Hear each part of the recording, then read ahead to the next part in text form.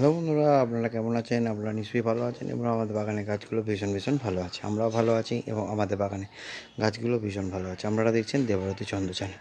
Title আর thumbnail থেকে আমরা বুঝতে পেরে গেছেন আমরা কী বিষয় নিয়ে আলোচনা করছি। আজকে আমরা আলোচনা করছি স্থলপদ্ম। আর এই গরমকালে স্থলপদ্ম গাছে প্রচুর পরিমাণে ফুল পেতে গেলে আমরা একটা বিশেষ পরিচর্যা করব, যেই পরিচর্যাটা করলে গাছে প্রচুর পরিমাণে ফুল আসবে এবং তার সাথে সাথে ব্রাঞ্চ। যত ব্রাঞ্চ তত ফুল, এটা আমরা সবাই জানি। তো চলুন, ফেব্রুয়ারি মাসে আমরা কী পরিচর্যা করছি সেটা অবশ্যই দেখে নেবো। ভিডিওটা প্রথম থেকে শেষ অবধি দেখার অনুরোধ রইল। যদি ভিডিওটা ভালো লাগে তাহলে অবশ্যই একটা লাইক, শেয়ার, সাবস্ক্রাইব করতে ভুলবেন না। আর বেল বাটনটা প্রেস করতে একদম ভুলবেন না। আর অল নোটিফিকেশানটা অল করে রাখবেন, কারণ আমি যখনই একটা ভিডিও দেবো আপনাদের কাছে নোটিফিকেশান পৌঁছে যাবে। তো চলুন, আর দেরি না করে একদম আমরা দেখে নিই কীভাবে আমরা পরিচর্যা করছি আর কত পরিমাণ ফুল, মানে প্রচুর পরিমাণে ফুল পেতে গেলে আমরা কী এই সময় খাবারটা দেবো, কী পরিচর্যা করব। তো চলুন, প্রথমে আমরা দেখে নিচ্ছি। আচ্ছা, এই যে স্থলপদ্ম গাছে প্রথমে আমরা প্রথমে করবো কি, এই যে এই সব রকম এই যে গাছের গোড়াতে আমরা আগাছা জন্মাবে, সেই আগাছাগুলো কিন্তু আমরা মাটি থেকে তুলে দেবো, নাহলে যে খাবারটা আমরা গাছকে প্রদান করব সেই খাবারটা কিন্তু ওই আগাছাটাই খেয়ে নেবে। এই গাছ কিন্তু অত কিছু পাবে না। তো তার জন্য একটা শক্ত কিছু নিয়ে নিয়েছি, কারণ এই মাটিটা আমরা প্রথমে আস্তে আস্তে এরমভাবে খুঁড়িয়ে দিয়ে একটা নালার মতন তৈরি করব। আমি একটা 10-20 লিটার জারের মধ্যে রেখেছি।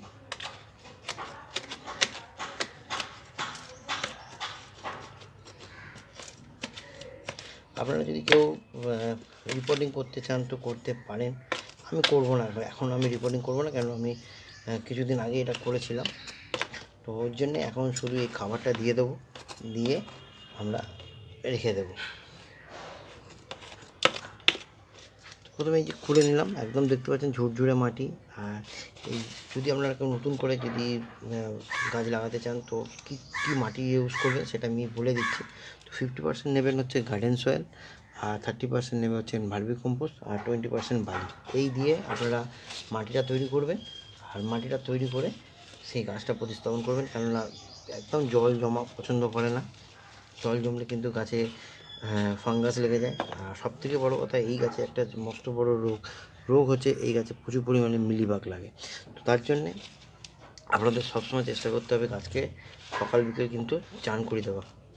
কারণ এখন গরম পড়ছে, যদি আমরা সকাল বিকেল চান করাতে পারি, আর সেটাও হচ্ছে খুব স্পিডে, একদম যদি আমরা পাইপের মাধ্যমে খুব স্পিডে যদি গাছকে চান করাতে পারেন, তাহলে এই মিলিবাগ থেকে গাছকে দূরে রাখতে পারবেন। আর মিলিবাগ যদি গাছে লাগে তাহলে কিন্তু ফুল একদম আপনারা কিন্তু পাবেন না। তো চলো, প্রথমে এই যে আমি একদম নালার মতন একটা তৈরি করে নিলাম। এবার আমরা কী দেবো, এই আমি একটা 10 ইঞ্চি টবের জন্য আমি এটা বলছি, 8 থেকে 10 ইঞ্চি টবের জন্য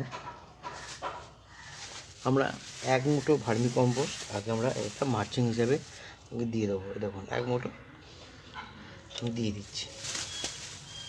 আমার কাছে 1 মুঠো একটু বেশি আছে, সেগুলো আমি এরকমভাবে দেখুন দিয়ে দিলাম। 1 মুঠো ভার্মি কম্পোস্ট আমরা 8 থেকে 10 ইঞ্চি টবের জন্য এরকমভাবে দিয়ে দেব। এরপর আমরা কী করব, এরপর আমরা যে খাবারটা আমরা আজকে গাছকে প্রদান করছি সেটা আমরা এবার দেখে নিই।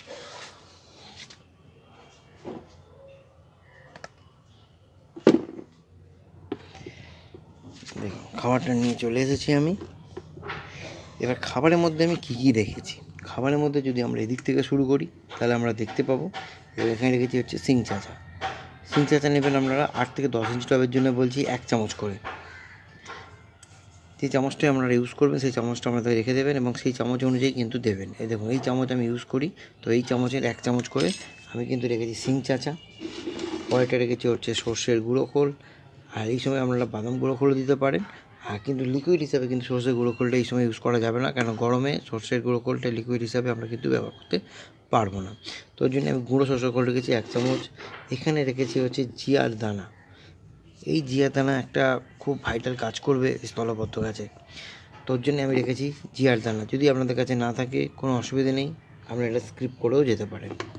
তারপরে রেখেছি হচ্ছে হাড় গুঁড়ো নিয়েছি 1 চামচ। এখানে রেখেছি হচ্ছে নিম খোল নিয়েছি 1 চামচ। আর মিউরেট অফ পটাশ নিয়েছি, সেটাও নিয়েছি 1 চামচ। আপনারা মিউরেট অফ পটাশের জায়গায় সালফেট অফ পটাশও দিতে পারেন, যেটা এসওপি বলে, বা আমরা যেটা 0050 বাজারে বা মার্কেটে পেয়ে থাকি সেটাও আপনারা দিতে পারেন। সেটা আমরা ফোলিয়ার স্প্রে হিসাবেও দিতে পারেন বা মাটিতেও দিতে পারেন। যদি ফোলিয়ার স্প্রে হিসেবে দেন তাহলে 1 লিটার জলে 1 চামচ দিয়ে আপনারা স্প্রে করে দেবেন, দিয়ে বাদবাকি জলটা গাছের গোড়াতে আমরা দিয়ে দেবেন। এবার আমরা করব কি, সুন্দর করে এই খাবারটা আমরা গাছের সঙ্গে এই মাটি একে অপরের সঙ্গে একটু মিশিয়ে নেব। সুন্দর করে একে অপরের সঙ্গে কিন্তু মিশিয়ে নিতে হবে। তো সুন্দর করে মেশানো হয়ে গেছে। এরপর আমরা দিয়ে দেবো গাছের গোড়ায়। এবার আমরা সুন্দর করে সাত দিক দিয়ে এরমভাবে আমরা পুরো খাবারটা আমরা গাছের চাল বরাবর, সাইড বরাবর কিন্তু আমরা একদম দিয়ে দিচ্ছি। এই খাবারটা আমরা 20 থেকে 25 দিনের গ্যাপে আমরা অবশ্যই দেবো। আর এই খাবারে দেওয়ার গ্যাপে গ্যাপে কিন্তু আমরা 2-3টে জিনিস আরও করব। একটা হচ্ছে আমরা অনুখাদ্য দেব, আর মাসে একবার অবশ্যই আমরা বোরন অবশ্যই কিন্তু ইউজ করব।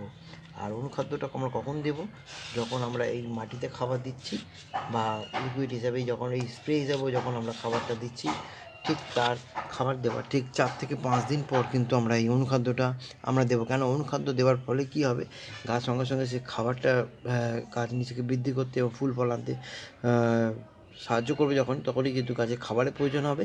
কিন্তু গাছ যদি খাবার না থাকে, আমাদের কিন্তু সেই প্রয়োজন মতন ফুল বা ফল, গাছে ফল কিন্তু আমরা পাবো না। তো খাবারটা দেওয়া হয়ে গেল। আর বোরনটা আমরা দেবো মাসে একবার, যে কোনো দিন আমরা একটা ঠিক করে নেবেন, মাসের মাঝখানে হোক শেষের দিকে হোক, যখনই দেবেন ঠিক সেই আমি যদি মাসে 25 তারিখে যদি বোরনটা দিয়ে ইউজ করে থাকি, ঠিক আমি তার পরের মাসে 25 তারিখে কিন্তু বোরনটা আমরা ইউজ করব। আর অনুখাদ্য তো বলেই দিলাম, খাবার দেওয়ার ঠিক 4 থেকে 5 দিনের মাথায় আমাদের খাবার দেওয়া হয়ে গেছে। এবার আমরা দেবো জল।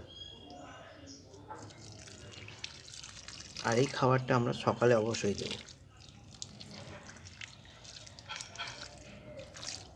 ব্যাস, সুন্দর করে দেওয়া হয়ে গেছে।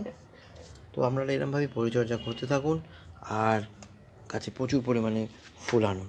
তো যদি ভিডিওটা আপনাদের ভালো লাগে তাহলে অবশ্যই একটা লাইক করুন, শেয়ার করুন, সাবস্ক্রাইব করুন, আর বেল বাটনটা প্রেস করতে কিন্তু একদম ভুলবেন না। আর অল নোটিফিকেশানটা অল করে রাখুন। ভালো থাকুন, সুস্থ থাকুন, আর দেখতে থাকুন দেবারতী চন্দ্র চ্যানেল। আর যদি কোনো রকম প্রশ্ন থাকে তো অবশ্যই কমেন্ট করুন। আজকে এই অবধি, আবার কালকে দেখা হচ্ছে একটা নতুন ভিডিওর সঙ্গে। Thank you.